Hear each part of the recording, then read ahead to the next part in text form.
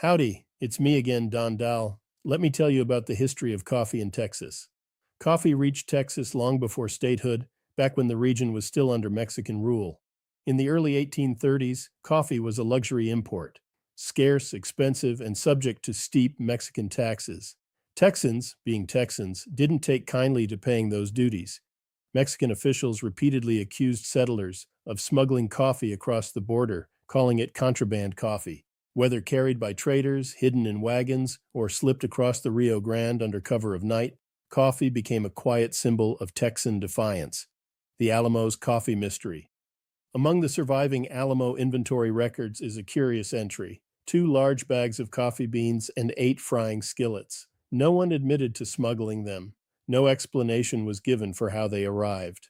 But the fact that coffee was present inside the Alamo during the siege tells you everything about Texan priorities. Even in wartime, a good cup of coffee mattered. Columbia's first exports, and a Texas coincidence, Columbia officially began exporting coffee just 1 year before the Texas Revolution, 1835.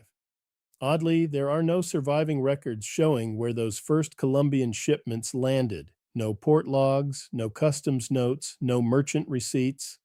But given the timing, it's entirely possible that some of the earliest Colombian coffee ever exported ended up, legally or otherwise, in the cups of Texan settlers.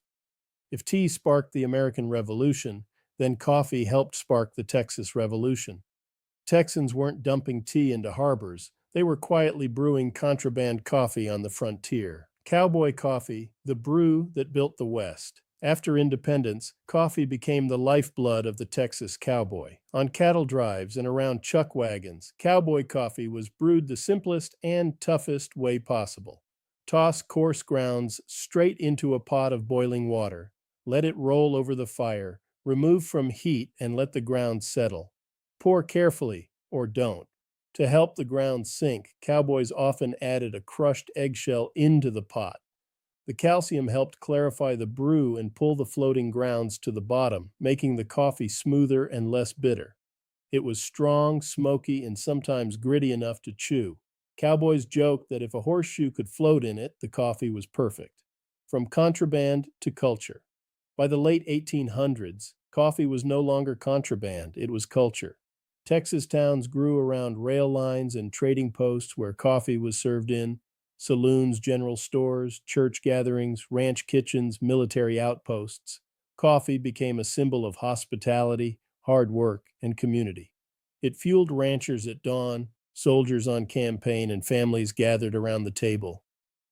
Modern Texas coffee, a new frontier. Today, Texas is one of the most vibrant coffee states in America. The Lone Star State is home to 400 plus coffee roasters, 2,000 plus cafes and coffee shops, a booming specialty coffee scene in Austin, San Antonio, Houston, and Dallas, a growing number of Texas-based brands sourcing directly from Colombia and other origins, from small-town cafes to world-class roasters. Texans continue to celebrate coffee as both a daily ritual and a nod to their rebellious roots. A brew that helped shape a nation.